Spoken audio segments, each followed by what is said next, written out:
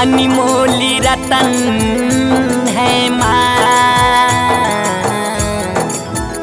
तेरे चरणों में सत सत नमन है माँ। माँ की कृपा से मिलता है जीवन हमें, मेरे लिए तो सब कुछ तेरे चरण है माँ।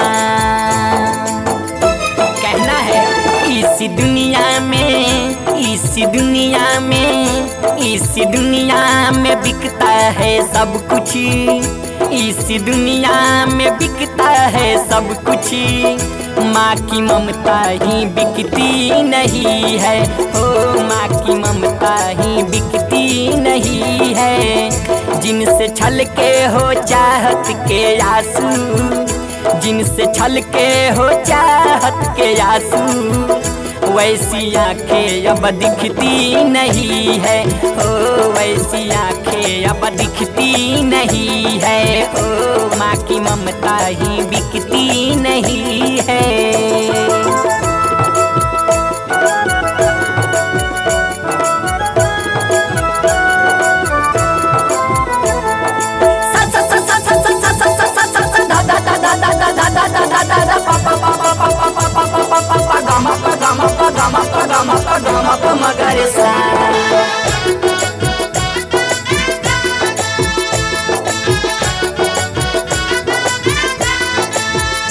छोड़ देता है भाई को भाई, जब आती है घर में गरीबी,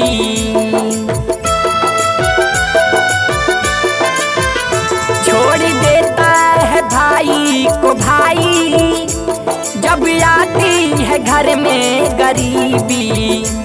पर बेटा, पर बेटा, पर बेटा अगर खाना पाए, पर बेटा अगर खाना पाए, मानी वाला भी चखती नहीं है, हो मानी वाला भी चखती नहीं है, हाँ मानी वाला भी चखती नहीं है।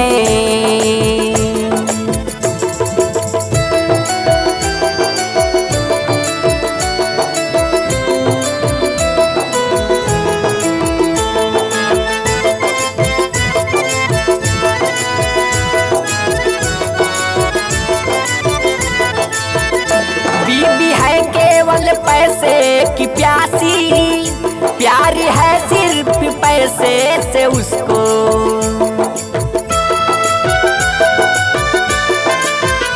बीबी है केवल पैसे की प्यासी, प्यार है सिर्फ पैसे से उसी को।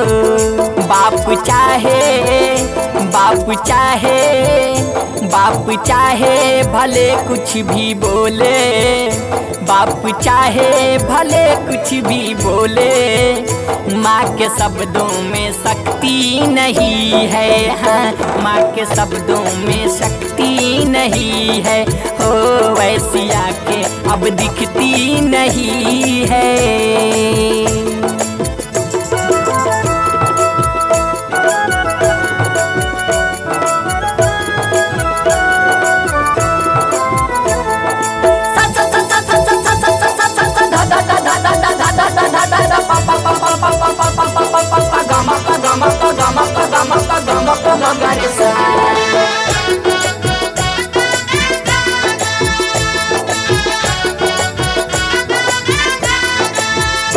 लोग कहते हैं जिसको याराना, वह यारी है मौका परस्ती,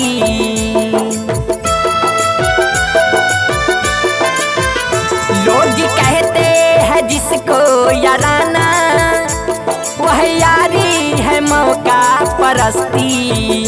सोनू माँ की, आदित्य माँ की, सुबह माँ की भक्ति से बढ़ के, सोनू माँ की भक्ति से बढ़ के और कोई भी भक्ति नहीं है, माँ की ममता ही बिकती नहीं है, हो वैसी आंखें अब दिखती नहीं है।